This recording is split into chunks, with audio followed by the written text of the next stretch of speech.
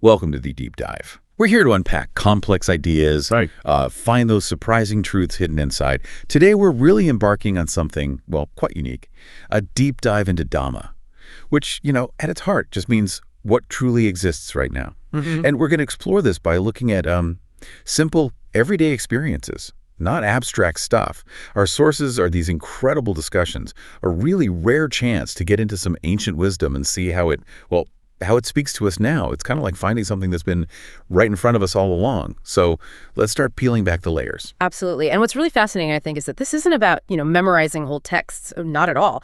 It's about meticulously looking at what is right now in your own experience. And understanding this, it fundamentally changes everything. It reshapes how you see reality, not just thinking about it, but moment by moment. Okay, so to start, how to genuinely approach understanding Dhamma? I mean, how do we even start? And maybe more importantly, how can we tell if we actually get it? It feels so big, yet aloof. That's a great question. And that's really where a certain precision, a kind of reverence for the Buddha's original words becomes key. So when we say Dhamma is what truly exists, it's easy to think, okay, this table, this chair, physical things. But the deeper meaning is Dhamma is what truly exists, but it's not a person. And it's not a fixed self. And that right there, that introduces this critical idea of non-self. Wow, okay.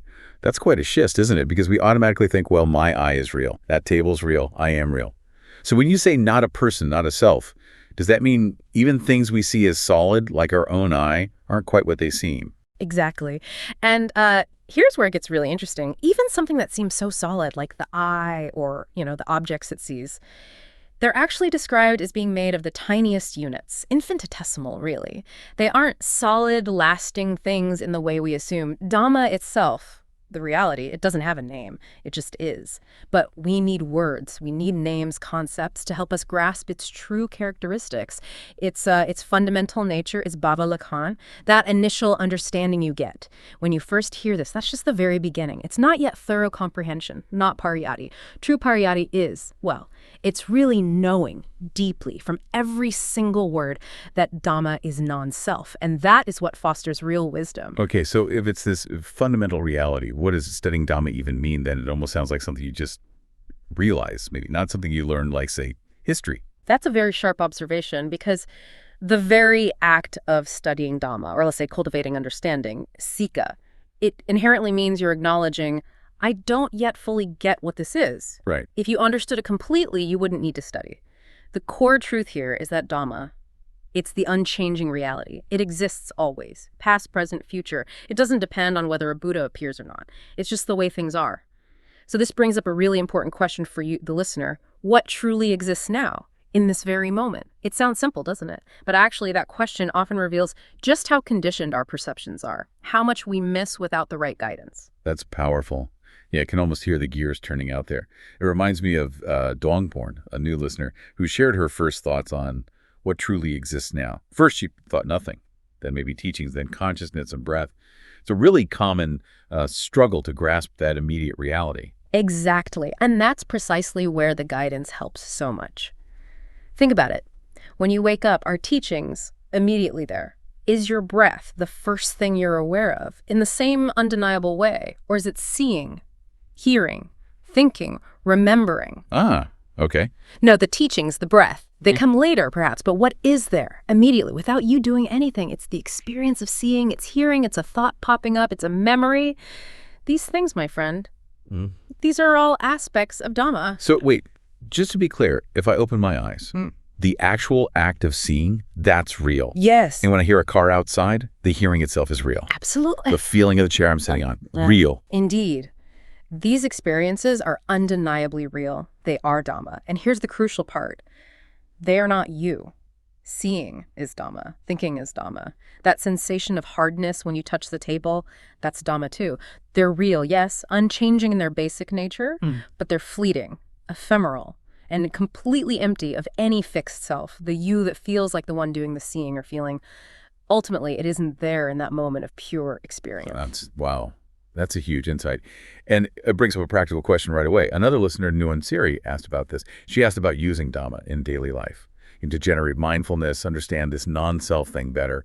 How do we use this? An excellent question. Because the very word using Dhamma, it points to a subtle but really important misunderstanding. You see, the fundamental truth is that all Dhamma is non-self, anatta. So if that's true, then there isn't actually a self there to use anything. Everything just arises and ceases because of conditions. Nobody's making it happen. Nobody's controlling it. It's a bit like asking how to use the law of gravity. You don't use it, you understand it, you live according to it. To help understand this, it's useful to know how reality is kind of categorized in this teaching. There are two main types. Okay. There are material properties, Rupa Dhamma. Yeah. These are things that don't know anything, like hardness or smell or taste, colors, just physical stuff. Then there are mental properties, nama Dhamma. These are the things that do know something. This includes seeing, hearing, remembering, even feelings like anger or liking. These don't have physical form. Seeing, for example, is a nama Dhamma, a mental property. The key takeaway: both types, material and mental, they just arise, exist for a moment, and pass away. No self involved in creating or managing them. That distinction, things that know versus things that don't, Yeah. that seems really key. And speaking of self, Salwani, another listener, asked for clarification. What's the difference between self and selfishness? These sound so connected. They are definitely connected, yes, but distinct. And ignorance links them. The ancient texts, Tripitaka, talk about clinging to this idea of self in three main ways. First, clinging to things as mine. That's driven by craving. Second, there's that sense of self-importance, conceit, thinking I am this or that. And third, there's the really deep-seated wrong view. The belief in a permanent, lasting self that carries on. Selfishness now, that basically stems from this ignorance. It's when you do everything for that perceived self. Stinginess is a really clear example. Holding on to things for me, but, and we have to keep coming back to this, the core truth is, there is no true lasting self in the ultimate sense. No fixed entity. There are only these momentary realities, dhammas. Arising and passing. Seeing is just seeing. Not me seeing a bird. Hearing is just hearing. Not me hearing music. That really drives home just how momentary everything is. It makes you think. And it leads us nicely into, well, a deeper area. Let's dive into consciousness, or mind, citta, as the texts call it. Krinya, a listener, asked specifically about something called bhavanga citta, subconscious consciousness. Sounds pretty complex. Yes, bhavanga citta, or life continuum consciousness, can seem intricate. But first, it's really essential to get a handle on what citta itself is, this fundamental knowing element. Most people just operate on the eye sees, the ear hears, but they haven't really grasped the profound meaning of citta, or the cittasikas, the mental factors that go with it. Citta. Its basic definition is the core awareness that registers or knows a specific object. It's the chief, the presiding state in the act of knowing. Can you give us an analogy, maybe, to make that a bit clearer? What does it mean for citta to be the knowing element? Sure. Let's think about, say, eating a hot chili pepper. The chili itself, it doesn't know hot. Your tongue, the physical organ, doesn't know hot either. But citto, that is what actually knows the sensation of hot when the chili makes contact with the sensitive part of the tongue. And what's really crucial to understand here, and this is mind-bending, is that each instance of citta, like seeing a flash of red or hearing a single note, it's a single momentary event. It arises, it knows its specific object, and then poof, it ceases instantly, never to return. This incredibly rapid arising and ceasing. Sometimes it's even called momentary death. It's not a smooth, continuous flow like a river. It's more like a rapid series of distinct snapshots or flashes of awareness. So consciousness isn't this steady stream we perceive. It's actually like a super fast slideshow. Yeah. Wow, that's hard to wrap my head around. What are some of the different ways this knowing element functions then, or day to day? It is definitely a profound shift in how we think about our own minds, yes. The Buddha described different functions, or kikas, of this knowing element. One important type is this bhavanga you mentioned, the life continuum, or continuity consciousness. This is what maintains your stream of being, your existence during deep, dreamless sleep, or in those tiny gaps between active sense experiences. It's not really perceiving worldly objects like sights or sounds, and it's more like a background hum. It's a result of the same past karma that caused your birth. It links one moment of existence to the next. Okay, so that's like the baseline. What about when we're awake and interacting? Right. Then, throughout our waking life, between birth and death, other types of citta arise. These are the process consciousnesses, vidhicittas.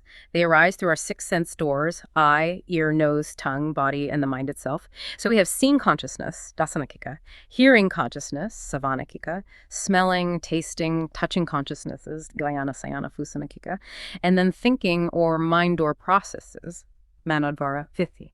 And here's what's truly illuminating a key distinction. Each of these consciousnesses is absolutely distinct. It only knows its specific object, the seeing consciousness. It only sees visual forms. It cannot hear, it cannot smell, it cannot think. The hearing consciousness only hears sound. It can't see. This really highlights the incredibly specific and independent nature of each momentary reality, each dhamma. That makes perfect sense, actually. Seeing sees, hearing hears. Simple but profound when you think about it that way. So if citta consciousness is the basic knowing element, what about those mental factors you mentioned, the sthitikas? How do they fit in? Good question. Both siddhas and these cittasikas, these mental factors, are kinds of knowing, yes, gaturu, but they play different roles. The main job, the characteristic of citta, is simply knowing an object. It's the chief, the leader in knowing. The cittasikas, the mental factors, and they're more like collaborators or maybe companions that arise together with the citta in the very same moment. For instance, there's a cittasika for contact, phassa, one for feeling, vedana, one for perception, satya, and also ones for things like greed, lobha, or anger, ego. So let's take anger again. How does that work with citta and cittasikas? Okay, anger, dosa. Let's say you experience something unpleasant. While the mental factor of anger, dosa cittasica, might be present, coloring the experience, the citta itself, the consciousness at that exact moment, its primary job is just knowing that unpleasant object, maybe an unpleasant sight or sound or thought. The citta isn't doing the anger. The dosa cittasika is the factor that has the characteristic of harshness or aversion. It arises with the citta. Making this subtle distinction is really powerful. It helps us move away from that common ingrained idea of my mind is angry or I am angry. Instead, you start to see, there is consciousness knowing an unpleasant object, and the mental factor of anger has arisen with it. It shifts you from identification to observation. That really does peel back another layer, doesn't it? It offers almost a sense of detachment, even from strong emotions, just seeing them as phenomena arising. And this brings us perfectly to the next key idea. Conditions, pakaya as the texts call it, which seems absolutely fundamental. It sounds like all these realities, citta, tatsikas, rupa, they only arise because of specific conditions. That's exactly right. Nothing arises randomly or out of nowhere. Everything that exists, every single momentary dhamma, arises because of specific supporting conditions.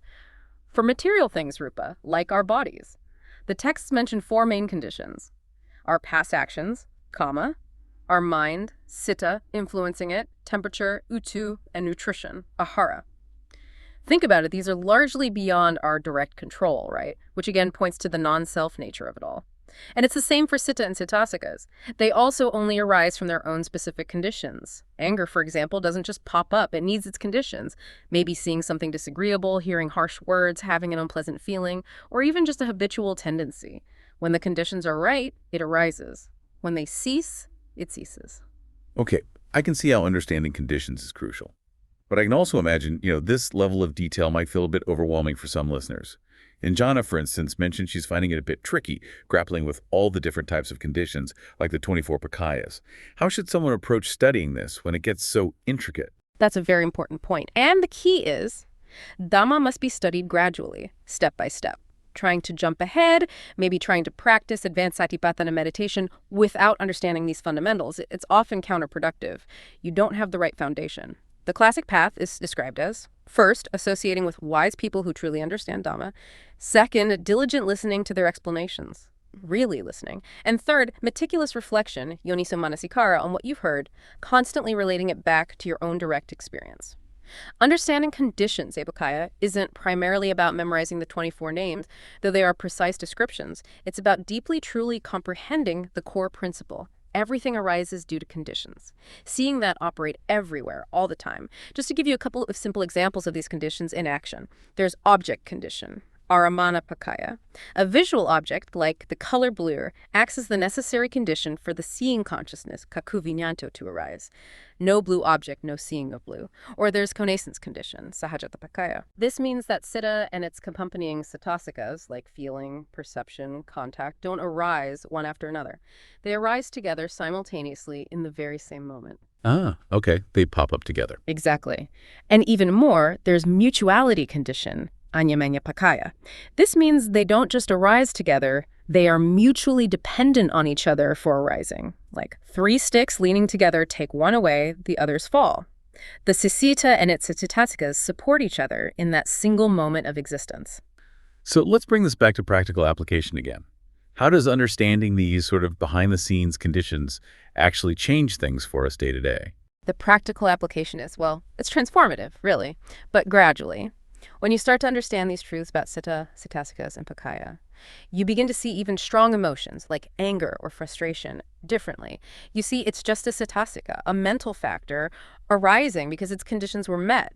The seat at that moment. It's just knowing an unpleasant object. This insight practiced over time naturally starts to lessen the grip of these inner defilements. It fosters patience. It cultivates compassion. Because you see that other people too are just experiencing these momentary dhammas arising due to conditions. They aren't inherently bad people. They're experiencing aversion or greed because the conditions are present. This consistent moment-by-moment reflection on reality as it is. That is the true path to understanding. And maybe to clarify a few terms that often come up and can be confusing. Words like appearance, contact, touch. When we talk about something appearing, pakaya, in the context of dhamma, it implies there's a knowing satai present to register it. Something only truly appears to consciousness. Now, contact can sometimes just mean physical impact, color hitting the eye sense. But this physical contact doesn't always lead to knowing. If you're asleep, the eye is contacted by light, but there's no seeing. Or for a blind person. Right. But touch, phassa, in the deeper Dhamma sense, that refers specifically to the mental factor, the phassa cittasika. It's a knowing state, making contact with an object through a sense door. It's the bridge that allows knowing to happen. It's different from just physical impact. So physical contact doesn't guarantee mental knowing, but the mental touch is essential for experience. Precisely. And this relates to how we perceive the world around us, those seemingly continuous objects, a flower, a person, a building. These are actually what are called nimittas, appearances, signs, concepts that our minds construct. They're formed by the incredibly rapid, almost unbelievable arising and ceasing of countless tiny individual dhammas, moments of color, moments of shape, moments of hardness, moments of knowing. We don't perceive that momentary truth directly most of the time. Our minds smooth it all out, connect the dots instantly, creating the appearance of a solid, continuous world. Understanding this, seeing through the constructed appearance to the momentary reality underneath, that's the goal. It's subtle, profound work. What an incredible deep dive this has been. It really does feel like uncovering a hidden treasure, something that was there all along, but we just didn't know how to see it. Indeed. It reminds me of that analogy from the texts. The Buddha is like the guide, the one who points the way to a hidden treasure. The Dhamma itself, this understanding of what truly exists moment by moment, that is the treasure. And those who listen carefully, reflect deeply, and start to see it in their own experience, they are the ones who actually obtain that treasure. So for you, the listener, your journey to understand what truly exists right now, it isn't just about learning facts. It's about cultivating this growing inner treasure and understanding that slowly, surely transforms your entire perception of yourself, of others, of the world, moment by astonishing moment. And this deep dive today, it's really just scratching the surface, just the beginning of unlocking that profound reality.